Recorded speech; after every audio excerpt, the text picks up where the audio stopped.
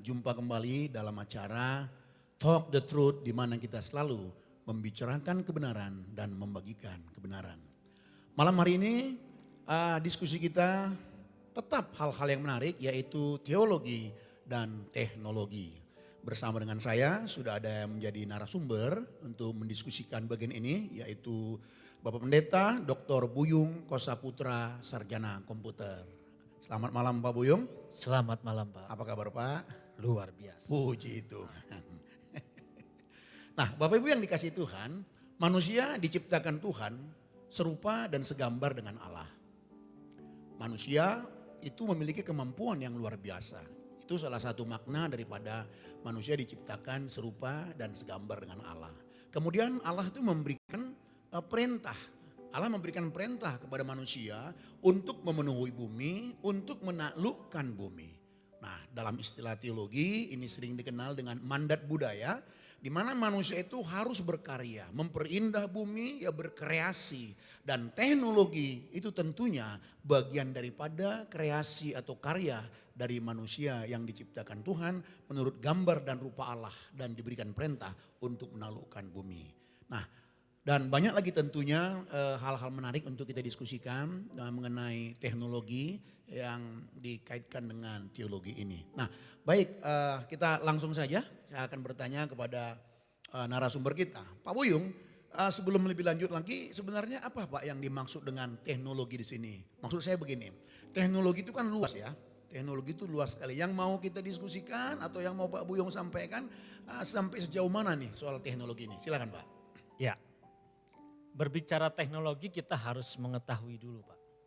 Apa itu teknologi? Teknologi jelas dari bahasa Yunaninya ada tekne dan logos. Tekne itu jelas memiliki arti keterampilan. Dan logos itu berbicara tentang ilmu. Jadi teknologi itu adalah ilmu yang mempelajari tentang keterampilan. Nah, berbicara tentang ilmu teknologi yang kita sekarang kaitkan, kita bicarakan dan kita bahas. Memang teknologi begitu luas. Tapi kita harus tahu, Bapak Ibu Saudara sekalian semuanya, kali ini kita akan berbicara tentang teknologi yang berhubungan dengan teologi. Jadi kita harus menyadari dengan betul bahwa teknologi yang akan kita diskusikan di sini adalah teknologi yang berhubungan dengan teologi seperti teknologi media sosial, live streaming. Bahkan teknologi ini bisa kita gunakan untuk pendalaman Alkitab, pendalaman teologi. Bahkan ibadah online dari rumah, pendalaman Alkitab dari rumah. Inilah yang akan kita bahas. Jadi itu batasannya ya. Betul. Yang dikaitkan dengan teologi atau gereja nih berarti. Iya, nah mengingat pandemi yang terjadi saat ini. Begitu banyak para teolog bahkan hamba-hamba Tuhan di seluruh Indonesia.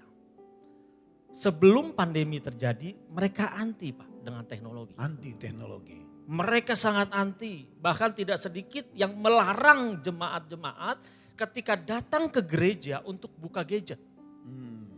Dengan berbagai alasan, dengan berbagai masalah yang dia utarakan takutnya nanti jemaat tidak konsentrasi, jemaat justru hanya chatting doang, hanya buka situs-situs yang tidak benar. Bahkan ada guru-guru agama Kristen malah yang mengajarkan untuk tidak menggunakan gadget di dalam membuka Alkitab. Dia hanya menyarankan membuka Alkitab dari dalam bentuk buku.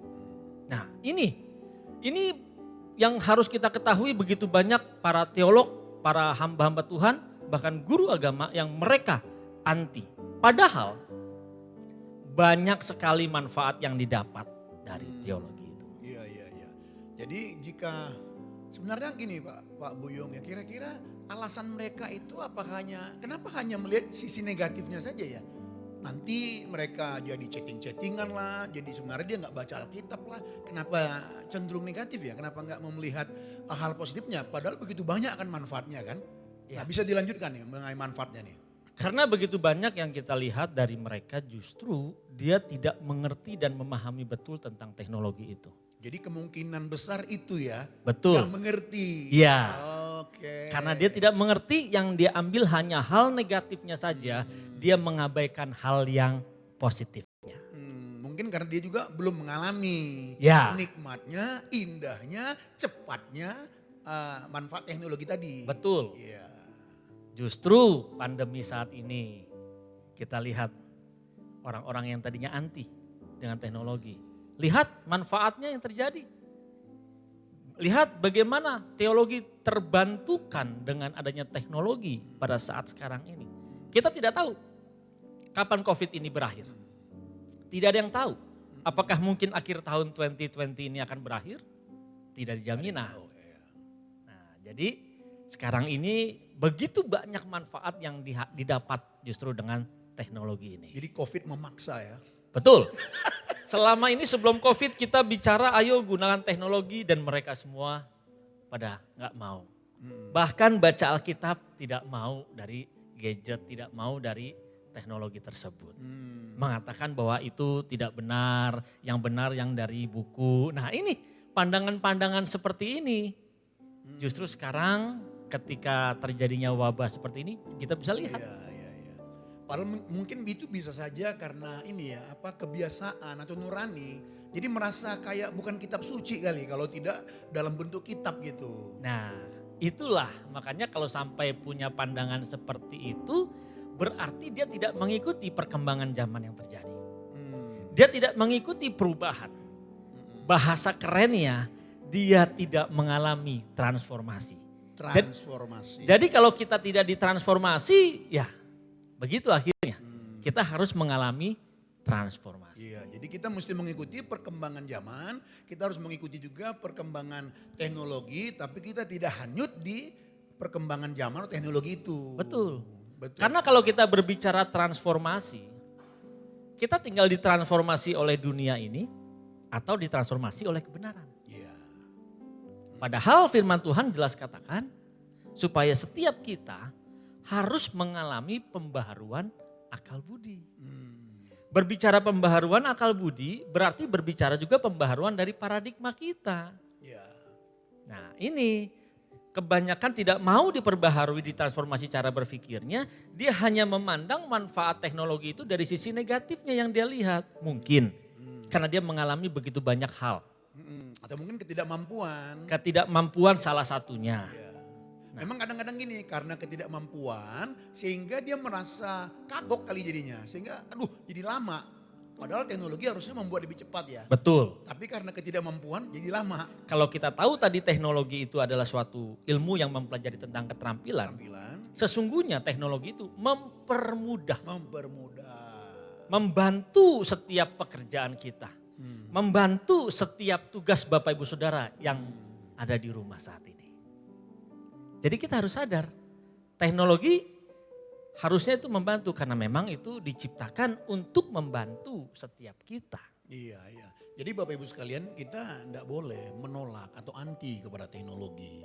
Tapi bukan berarti kita dikuasai oleh teknologi tersebut tentunya, bukan? Nah oke, Pak Buyong saya lanjutkan lagi ya.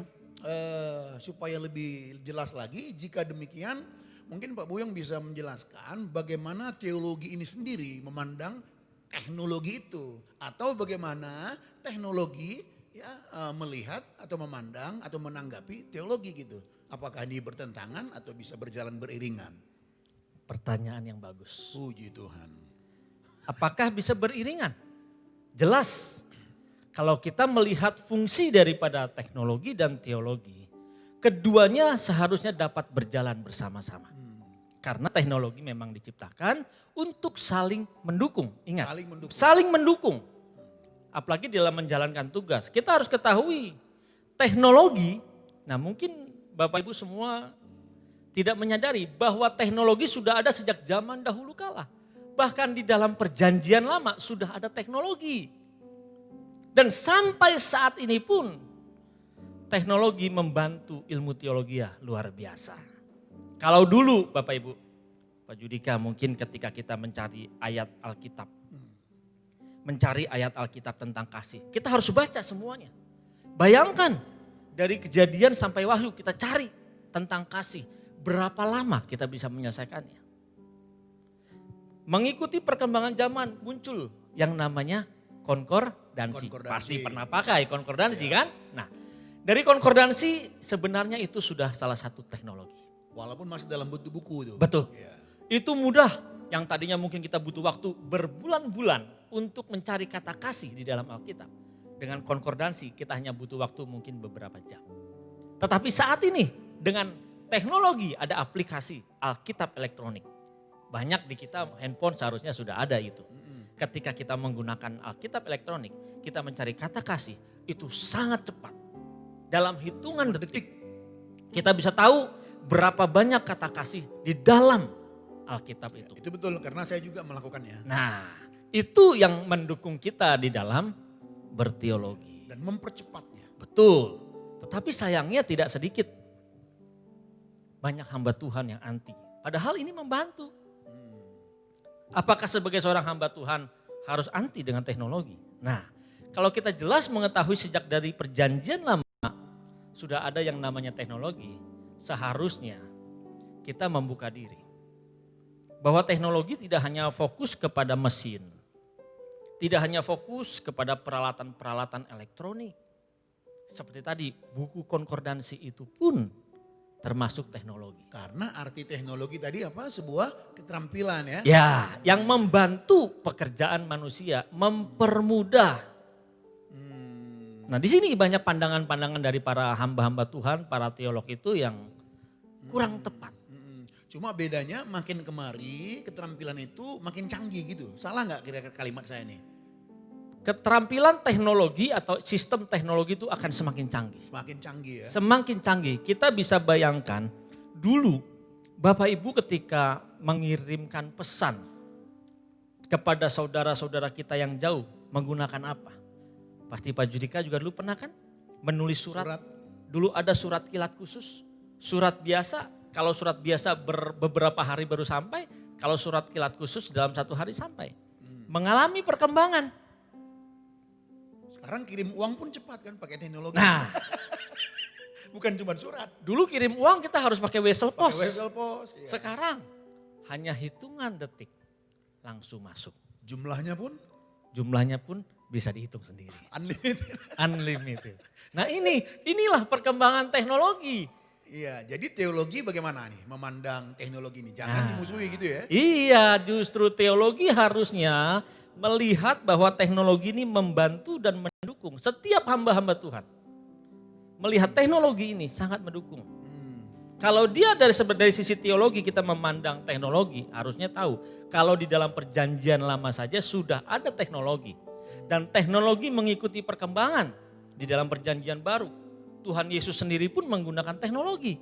Contohnya, ketika Tuhan Yesus ada di sebuah kapal, sebuah perahu bersama dengan murid-murid pada saat itu. Ketika semua berteriak dan perahu akan tenggelam. Guru, guru, Tuhan, Tuhan. Nah, apakah perahu itu tidak termasuk dengan teknologi?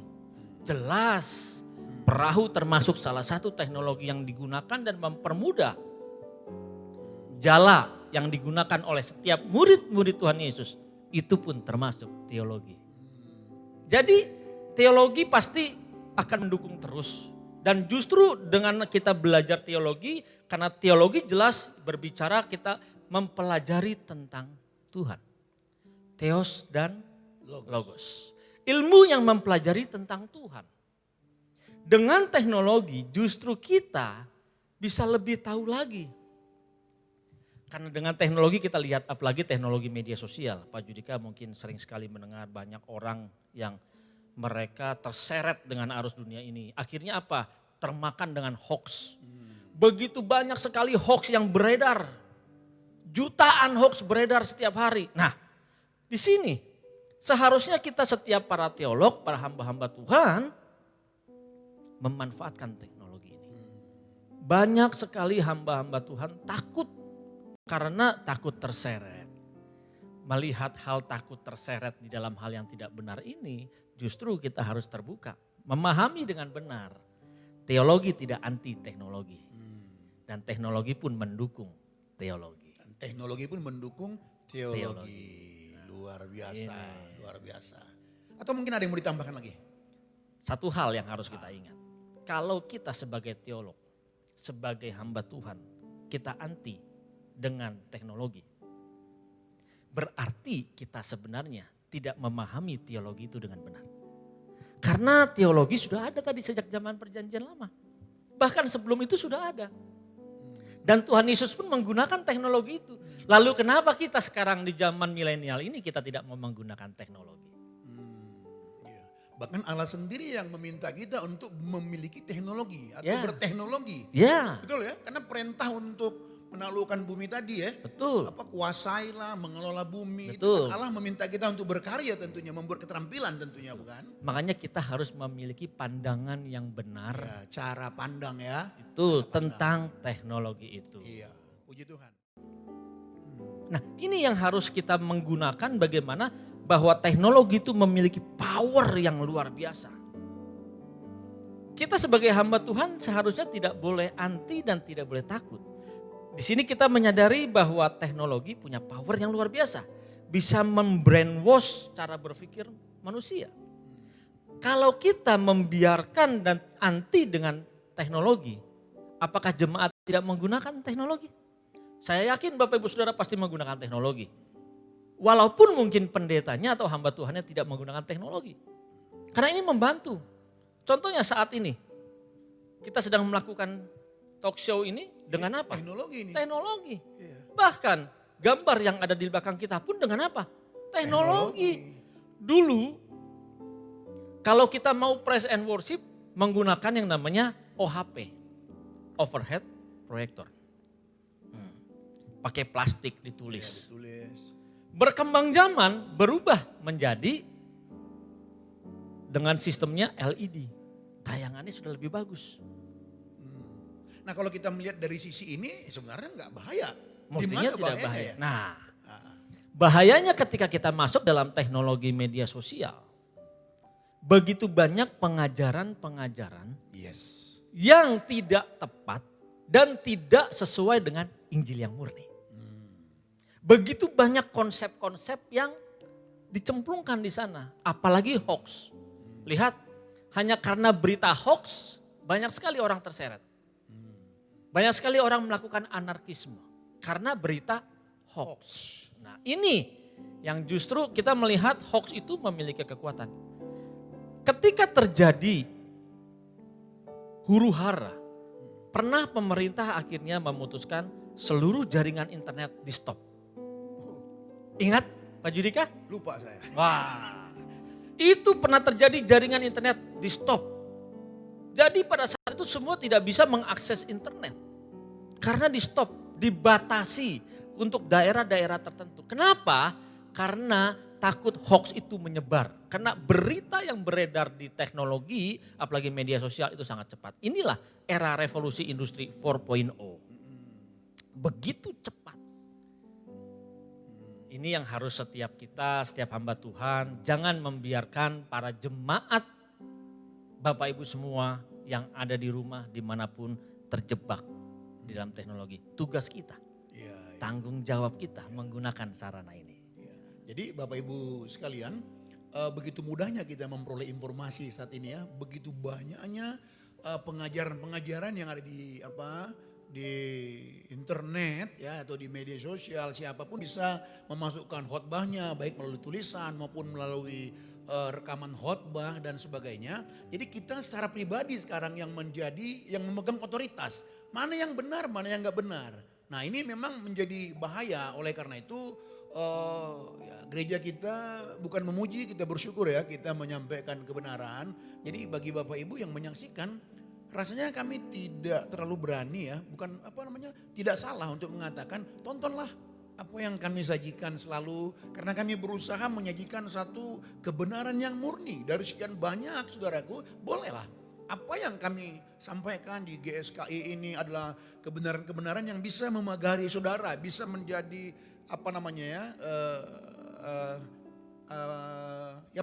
pagar agar jangan sampai terjerumus. Jadi jangan cepat mengaminkan apa yang kita baca. Koreksi dulu atau cek dulu bagaimana Pak? Nah, disinilah makanya kaitannya antara teknologi dan teologi. Kita belajar teologi itu kan ilmu yang mempelajari tentang Tuhan. Kita mencari apa yang menjadi kehendak Tuhan. Disinilah kita harus bisa membuktikan ketika kita nyemplung di dalam teknologi tersebut.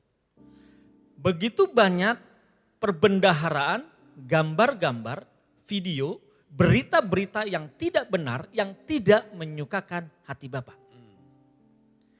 Disinilah fungsinya kita belajar teologi ya, bisa memisahkan dan mengendalikan ketika kita ada di dalam teknologi itu. Apakah ketika kita melihat ada gambar-gambar yang tidak benar kita mau buka atau kita mengabaikannya? Ini penting. Makanya disinilah kerjasamanya antara teknologi dan teologi. Bagaimana kita bisa mempraktekkan? Orang yang belajar teologi kan harus diperbaharui akal budinya terus menerus. Ketika dia berada di dalam dunia teknologi yang begitu luas, begitu dahsyat, tidak terbendung oleh waktu, oleh situasi, oleh lokasi. Justru di saat itu dia harus bisa mengambil keputusan. Karena hidup ini adalah mengambil keputusan. Pilihan ya. Pilihan.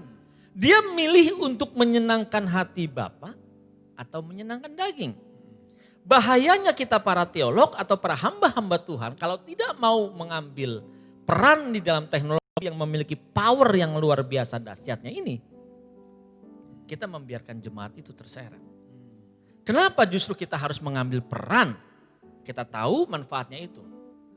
Saya menggunakan teknologi ini memang sudah lama, bahkan ada beberapa video di YouTube yang cukup banyak. Kenapa saya mengambil peran untuk berbicara di dalam dunia medsos? Namanya manusia ada titik jenuh. Namanya manusia kadang dia kecewa. Dia sakit hati, dia kesal dengan segala problem dalam kehidupan. Biasanya dia saat itu dengan gadgetnya dia mulai buka medsos.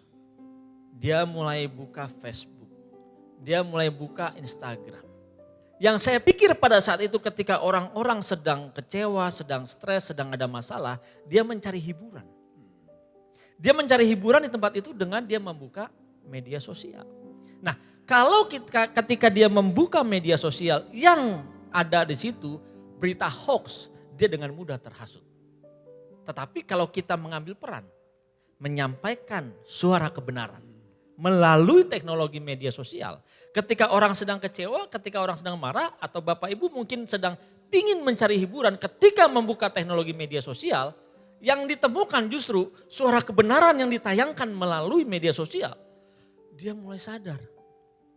Karena pernah dulu ada ketika seseorang melihat tayangan-tayangan video yang khotbah yang saya tampilkan di media sosial. Dia mengirimkan di situ testimoni, terima kasih Pak Pendeta, sekarang kami dikuatkan. Wah ini, padahal saya tidak kenal dengan dia. Dia jauh di negara lain, tetapi dia bisa sampai seperti itu. Luar biasa. Itu sangat luar biasa sekali. Jadi Bapak Ibu yang terkasih, kalau saudara seorang yang takut akan Tuhan, saudara memahami kebenaran firman Tuhan, jangan menolak teknologi, lalu marilah kita membanjirinya, membanjiri dunia medsos, boleh saya katakan begitu betul. ya, dunia apa lagi? Ya, medsos YouTube, seperti YouTube, Instagram. Twitter, Instagram, Facebook. Mari sama-sama kita membanjiri dengan kebenaran firman Tuhan. Siapapun Anda, kalau Anda melihat diri Anda adalah seorang yang takut akan Tuhan, saudara mendapatkan hikmat dari Tuhan, mari kita banjiri. Karena apa? Ya seperti disaksikan Pak Pendeta belum tadi. Kadang-kadang orang itu bisa jenuh, ketika jenuh dia mencari hiburan, dia buka sana sini, dia buka Instagram. Semoga Instagram yang dibuka, Facebook yang dibuka, YouTube yang dibuka itu punya kita yang haus akan Tuhan, yang kita membanjiri kebenaran tadi, ya. Lalu mereka melihat dan mereka tidak disesatkan oleh dunia ini, tapi dia dibawa ke dalam kebenaran Tuhan. Setuju ya? Setuju sekali. Luar biasa. Justru sebenarnya ini bukan hanya tanggung jawab hamba-hamba Tuhan saja, bukan hanya tanggung jawab teolog atau pendeta, tetapi ini juga menjadi tanggung jawab Bapak Ibu Saudara sekalian. Semua kita. Kita harus membanjiri. Kalau teknologi media sosial begitu banyak berita hoax, tapi sekarang kita mengajak setiap Bapak Ibu Saudara sekalian dimanapun berada, banjiri teknologi media sosial dengan berita kebenaran. Amin. Haleluya. Jadi kita mesti selalu berada dalam hadirat Tuhan. Ya. Belajar kebenaran, Terus. hidup benar. supaya kita mendapat sesuatu yang fresh, Ya. yang baru, sehingga kita bisa membagikannya. Kalau kita tidak dapat, apa yang mau dibagikan kan gitu ya? Betul. Itu juga. Nah, ini dia. Puji Tuhan. Baik. Nah, jadi Pak Buyung, kita sudah diskusi soal membahas apa tadi? Teknologi bisa membahayakan jemaat, sudah kita bahas. Jadi ya karena dia membahayakan, akhirnya bisa membuat orang jauh dari Tuhan. Bisa jauh dari Tuhan juga kan karena teknologi ya, kalau salah ya. Teknologi bisa membuat orang jauh dari Tuhan. Tapi jangan hanya memandang dari satu sisi. Ya. Teknologi juga bisa membuat setiap kita menjadi lebih dekat dengan Tuhan. Tergantung apa? Keputusan dan pilihan kita. Cara pandangnya ya. Cara pandang kita. Sayangnya banyak yang tidak menyadari karena dia takut terseret dengan kejamnya atau dahsyatnya teknologi media sosial sehingga dia menjauhinya. Kalau kita hidup di dalam kebenaran, mengenal kebenaran, seharusnya Bapak Ibu Saudara dan kita pun melakukan kebenaran. Bahkan di dalam dunia teknologi kita pun harus mengambil pilihan-pilihan. Tadi ketika ada video-video yang tidak baik, yang tidak berkenan. Ada gambar-gambar yang mungkin tidak berkenan dan itu banyak sekali tersedia. Berita-berita yang tidak baik, yang tidak menyenangkan hati Bapa. Kita harus mengambil pilihan. Membukanya, melihatnya, atau justru kita membuangnya dan menyingkirkannya dari pandangan kita. Apakah semudah itukah? Berat Maksudnya memang. gambar itu, maksud saya soal gambar video yang tidak berkenan kepada Tuhan, apakah semudah itu diperolehnya di dalam teknologi yang ada sekarang ini? Sangat mudah. Sangat mudah. Justru itu tadi, teknologi mempermudah pekerjaan setiap manusia. Teknologi juga digunakan oleh kegelapan atau ketidakbenaran. Bahkan teknologi juga digunakan oleh orang-orang di luar sana untuk mereka belajar tentang kegelapan. Mereka juga belajar tentang hal-hal yang tidak baik, tentang kejahatan. Nah justru kita harus membanjiri juga teknologi ini, apalagi media sosial, dengan kebenaran. Supaya setiap kita belajar kebenaran dari teknologi ini. Puji Tuhan. Jadi yang penting kita juga jangan sampai maniak teknologi juga ya. Ya. Sehingga membuat teknologi kayak jadi Tuhan baginya. Betul. Justru kenapa bisa membuat jauh dari Tuhan? Karena dia tidak mempraktekkan kebenaran itu. Kerjakanlah keselamatanmu dengan takut dan gentar. Ketika kita mengerjakan keselamatan dengan takut dan gentar, saat kita berada di dalam dunia teknologi media sosial, di situ teologi kita akan teruji ketika kita berada di tengah-tengah dunia yang ateologi. Kita berada di lingkungan yang mereka tidak mempraktekkan kebenaran. Di sini akan teruji, benarkah teologi itu merubah hidup kita? Apakah justru teologi yang kita pelajari itu membawa kita berubah tidak benar? Ketika kita belajar teologi dengan benar, disinilah kita bisa mengambil keputusan. Teologi yang kita pelajari bisa teruji ketika kita berada di tengah-tengah dunia ateologi yang tidak mempelajari kebenaran yang murni. Kebenaran dalam hidup kita yang kita pelajari akan teruji kita benar-benarkah mempraktekkan itu ketika kita berada di tengah-tengah lingkungan yang tidak benar. Iya. Nah seperti saya katakan tadi, awas jangan sampai gini. Ada orang kan begitu senangnya dengan teknologi sehingga teknologi menjadi segala-galanya. Sehingga teknologi itu menjadi berhala baginya. Ini kita mesti awas ya, apalagi anak-anak muda kan. Betul. Senang sekali, bahkan orang yang begitu menguasai teknologi bisa dia gunakan untuk menguasai orang sehingga dia merasa jadi Tuhan gitu. Bagaimana tanggapan Pak Buyung? Justru ketika kita menjadikan teologi membuat hidup kita lebih mudah, harus sadar jangan sampai teknologi itu menjadikan atau kita jadikan berhala dalam kehidupan kita. Taunya dari mana? Coba sekarang. Ketika orang pergi, Bapak Ibu Saudara ketika pergi dari rumah, dompet ketinggalan, masih cuek aja. Tidak ada duit, masih bisa pinjam. Tetapi ketika handphone ketinggalan, gadgetnya ketinggalan, milih pulang. Terlambat kerja gak apa-apa ya. Terlambat kerja gak apa-apa, pingin pulang. Diomelin gak apa-apa ya. Nah dapat itu, HP-nya. secara tidak langsung dia menjadikan berhala teknologinya itu. Ketika dia bangun tidur yang dia cari Tuhan atau gadgetnya. Baca Alkitab katanya di gadget. Nah kalau baca Alkitab benar-benar luar biasa. Tetapi kalau begitu yang dia buka bukan baca Alkitab. Bukan dia menyembah Tuhan dulu atau mencari kehendak Tuhan hari ini apa yang harus aku lakukan. Nah, ini bahaya. Iya. Pilihan. Nah, baik Pak Buyung, saya mau mengajak kita sekarang untuk mendiskusikan ini kan masa Covid nih. Ya. Masa COVID-19 ini ya. Kita tidak bisa mungkiri betapa sangat besar sekali lah pertolongan, bantuan atau pengaruh dari teknologi ini dalam ibadah kita ya. Sangat jelas banget ya. Ya coba dikasih tanggapan terkait dengan hal itu. Nah, justru kenapa harus nunggu ada Covid? Baru berubah. Sebelum ada Covid, sangat sulit sekali mengajak orang untuk berkecimpung di dalam teknologi. Tetapi begitu ada Covid, wah ini. Justru COVID-19 ini yang mengubah. Sebelum ada COVID-19 atau bahkan ketika mulai ada COVID-19, gereja-gereja begitu dikeluar peraturan dari pemerintah, jangan melakukan pertemuan-pertemuan di dalam satu gedung. Kita belajar dari rumah, kita ibadah dari rumah, kita bekerja dari rumah. Dan banyak gereja pada saat itu memulai melakukan ibadah live streaming. Seperti saat ini kita live streaming. Dan tidak sedikit juga yang mencibirkan dan mencemooh kenapa harus live streaming. Nah, padahal jelas pada saat itu sudah dimulai adanya COVID. Nah, peranannya justru teknologi saat COVID ini besar sekali. Kalau kita melihat kondisi seperti sekarang, kita mau mengundang Bapak Ibu Saudara yang ada di rumah untuk datang ke tempat ini, di gedung ini. Sangat terbatas kapasitasnya. Apalagi dibatasi. Seperti kita kan sangat terbatas. Iya. Di bawah 15. Betul. Tetapi dengan fasilitas teknologi ini, kita bisa menjangkau dunia. Dimanapun mereka. Sedang dalam kesibukan apapun dia bisa menyaksikan tayangan ini sambil nyetir. Dia bisa mendengarkan kebenaran ini. Nah, COVID-19 justru membawa perubahan. Nah, kenapa harus tunggu COVID-19? Teknologi yang sekarang lihat live streaming mulai. Video conference mulai.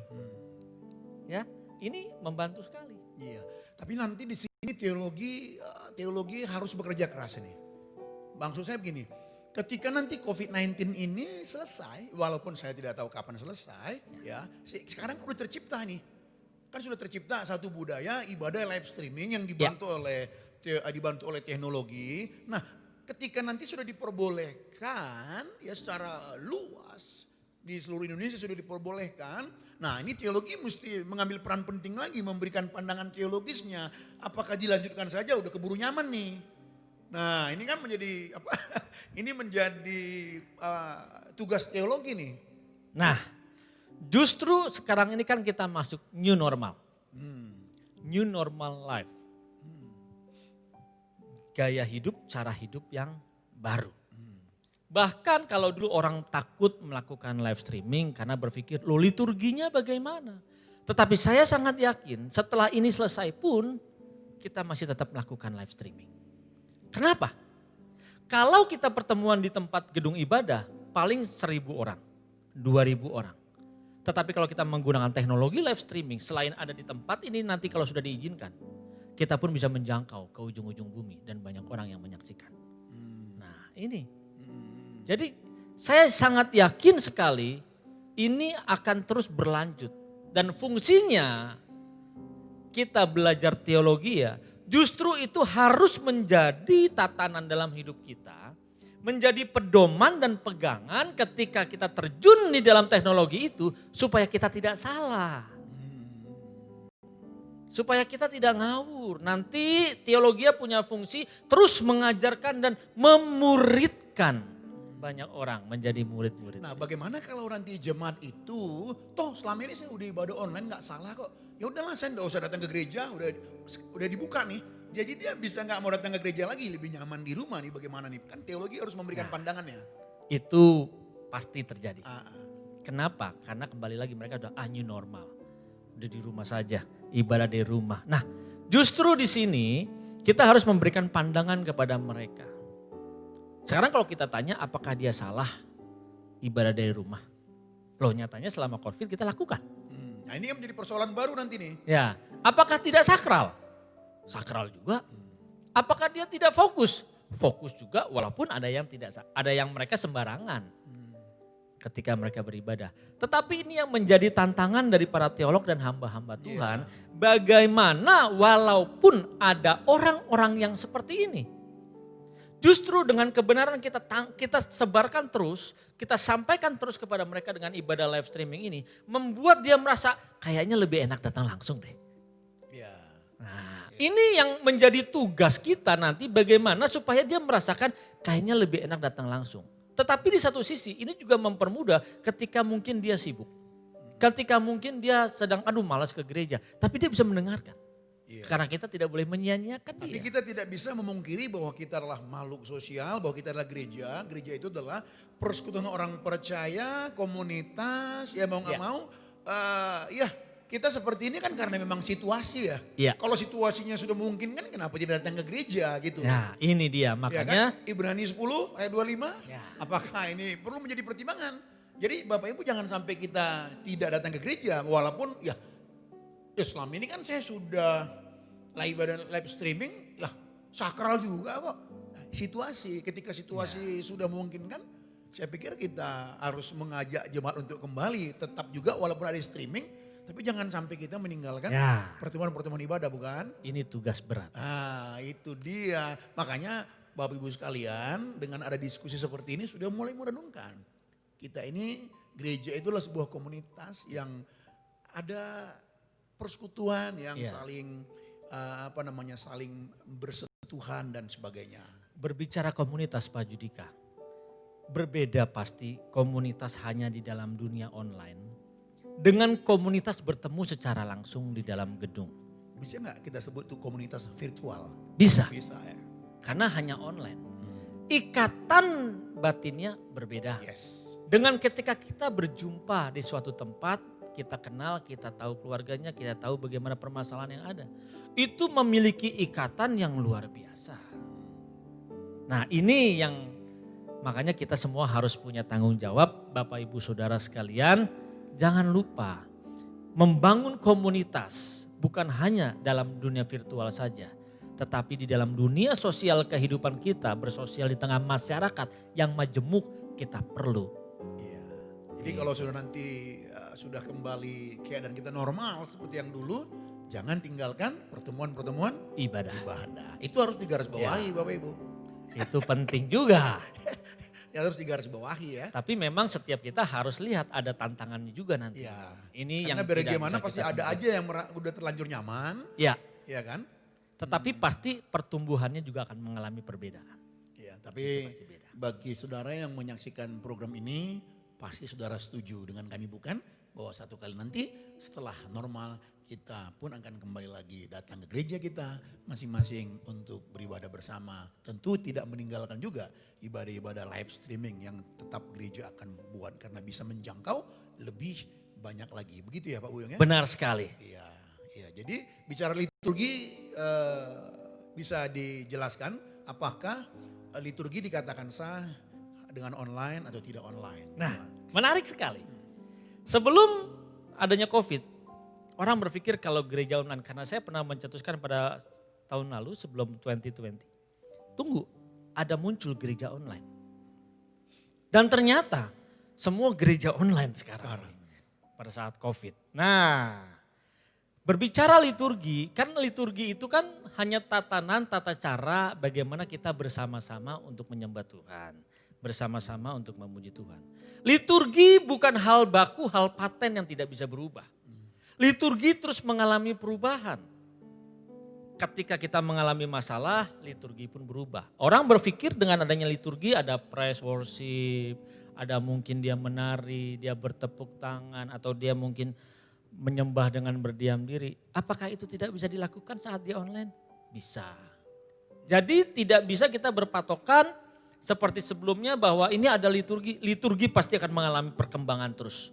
Akan mengalami transformasi terus dengan terjadinya perubahan situasi. Dan memang kondisi. Itu juga dipengaruhi cara pandangnya apa itu ibadah bukan? Ya. Iya. Karena kita memahami ibadah itu bukan sekedar datang ke gereja seperti ini bukan? Betul. Iya jadi dari setiap hari kita kan adalah ibadah. Ya, berarti liturgi kita ya seluruh aktivitas kita ya. Betul Jadi sekali. bukan sekedar satu apa tadi? Tata cara. Tata cara, bukan sekedar itu. Dari bangun paginya kita, ya itu tata cara hidup kita, ya itu liturgi kita bukan? Karena banyak juga yang datang ke gereja beribadah. Begitu dia beribadah dengan hikmatnya, dengan kusuknya. Tetapi begitu keluar dari tempat ibadah, berebutan lift. Dan ketika diserempet sama ojek online atau bajai, apa yang diucapkan? Apakah Bapak Ibu ketika keluar di tempat ibadah, ketika kita mendengarkan firman Tuhan, haleluya, haleluya. Begitu keluar, lupa dia dengan kebenaran itu. Mungkin Bapak Ibu Saudara sekalian bisa merenungkan ketika ibadah kita semuanya, bahkan pernah adakan joknya ketika ada dalam gereja. Terlihat kudus sampai malaikat saja malu melihatnya. Tetapi begitu keluar dari gereja, iblis pun malu melihat dia. Kenapa? Karena ternyata jauh lebih iblis daripada iblisnya. Nah ini, jadi ibadah itu di setiap aktivitas kehidupan kita sehari-hari. Bapak Ibu mungkin yang di dalam pekerjaan, sedang berusaha, sedang berdagang, sedang studi, sedang merawat suami atau mengurus anak, itu ibadah. Ya, dan itu juga liturginya. Nah itu liturginya. Ya, jadi tidak bisa berpatokan harga mati. Tata cara tadi itu Ya, tata cara tadi itu. itu ya, puji Tuhan, puji Tuhan. Nah, dan online ini sendiri pun tidak menghalangi kita bisa memberi impartasi bukan? Nah. Karena kuasa Roh Kudus itu atau firman itu tidak bisa dibatasi oleh ruang, waktu, betul kan? Betul. Iya. Bahkan impartasi pun tidak bisa dibatasi oleh suasana situasi saat ini. Justru teknologi membantu terjadinya impartasi. Bagaimana menularkan cara hidup yang benar. Cara hidup seperti Tuhan Yesus. Justru disinilah tugas kita. Bagaimana mengajak setiap jemaat, setiap anak-anak untuk terus bersekutu walaupun ada tantangan tidak boleh berkumpul dalam satu gedung. Nah di sini kita terus bisa mengajak berdialog, terus sharing. Jadi Bapak Ibu ketika ada pertemuan-pertemuan ibadah mungkin melalui video conference, kegiatan-kegiatan entah itu usia indah, entah itu youth, pemuda atau anak-anak, jangan tinggalkan. Disitulah impartasi bagaimana kita bisa melakukan. Dan jangkauan sekali lagi bisa lebih luas. Nah, Nah saya yakin inilah yang dimaksud oleh Tuhan Yesus. Yang mengatakan begini, bahwa engkau akan melakukan yang lebih besar daripada yang kulakukan. Tentu bukan kualitasnya bukan, tapi jangkauannya. Bayangin ini, kan ke seluruh dunia nih, begitu live begini, seluruh dunia. Saya yakin inilah salah satu tafsiran yang dimaksud oleh Tuhan Yesus bahwa engkau akan melakukan yang lebih besar daripada yang kulakukan. kita harus ingat, impartasi ada dua sisi. Ada impartasi kebenaran, tapi ada juga impartasi yang negatif. Kalau kita berbicara impartasi kebenaran berarti impartasi yang positif. Kalau impartasinya yang negatif, ini yang dari dunia ini yang tersedia begitu banyak. Jadi kalau kita tidak mengambil peran di dalam dunia teologi dengan menggunakan teknologi untuk mengimpartasi kebenaran itu, bagaimana cara hidup seperti Tuhan Yesus. Hendaklah kamu sempurna. Nah, kita menjadi seperti Kristus. Kalau kita tidak lakukan itu, maka kita membiarkan setiap Bapak Ibu Saudara semua terimpartasi oleh dunia ini. Segala filosofi dunia ini yang mengejar dunia ini. Bahaya sekali. Justru kita harus menyadari ada impartasi yang buruk, ada impartasi yang baik. Kita ambil peran bagaimana mengimpartasikan kehidupan Tuhan Yesus kepada setiap Bapak Ibu Saudara semua yang sedang menyaksikan saat ini. Melalui teknologi. Jangan lupa itu. Banyak tapi yang takut. Tapi Saat- setelah ini udah gak takut lagi. Nah, Udah dengar ini gak takut lagi. kok bisa dia takut? Nah itu dia. Kenapa? Banyak hamba Tuhan masih takut. Takut ketika dia beribadah untuk lakukan live streaming. Takut khotbahnya salah maksudnya? Takut khotbahnya Oh, salah, gitu. nanti dituntut katanya. Oke. Nah, sebenarnya kalau kita memandang ketika kita hidup dan mengenal kebenaran, kita menghidupi kebenaran itu, berarti harusnya kita sesuai firman Tuhan mengalami pembaharuan akal budi. Kita ditransformasi. Orang yang mengenal kebenaran, mengetahui kebenaran dan hidup di dalam kebenaran seharusnya berubah. Cara berpikir berubah, cara berbicara berubah. Kalau itu berubah ketika dia live streaming seperti ini pun dia tidak takut lagi. Kenapa? Karena cara hidup sehari-harinya berubah. Puji Tuhan. Jadi Pak Buyung, sayangnya waktu juga membatasi kita. Iya. Jadi Nah, kalau mungkin- bicara seperti ini bisa 24 jam kita. Nah, mungkin bisa Pak Buyung memberikan closing statementnya atau bagian penutup. Nah, closing statement yang perlu Bapak Ibu ingat, mungkin para hamba-hamba Tuhan, para teolog, guru-guru agama Kristen. Ingat, kalau kita anti teknologi, berarti sesungguhnya kita anti teologi. Tetapi kalau kita belajar teologi dengan benar, maka kita tidak anti teknologi. Haleluya, itu perlu digarisbawahi Bapak Ibu ya. Jadi sekali lagi terima kasih Pak Pendeta Dr. Buyung Kosa Putra, Eskom yang telah banyak berbagi, dan para Bapak Ibu sekalian yang menyaksikan dari tadi, saya yakin sudah mendapat banyak hal pencerahan yang memberkati kita semua. Di atas semuanya itu biarlah kasih Allah yang memenuhi kita ya di dalam hal ini, karena melalui teknologi juga banyak orang menyampaikan khotbah-khotbahnya. Akhirnya sesama hamba Tuhan pun bisa saling perang di medsos ini ya. Oleh karena itu biarlah cinta kasih Tuhan yang menguasai kita, supaya ketika kita mendengar khotbah-khotbah orang lain mungkin ada perbedaan, gak sama dengan kita, sikapilah dengan cinta kasih Tuhan. Karena kita semua adalah orang percaya yang dimiliki Tuhan. Pertandingan kita ingat bukan mengkritisi, bukan jadi ribut karena teologi yang disampaikan oleh teknologi. Tapi perjuangan kita adalah bagaimana kita menjadi orang-orang yang dipanggil berlaku benar dalam seluruh kehidupan kita, agar kita menjadi seperti Tuhan Yesus. Tuhan Yesus memberkati kita.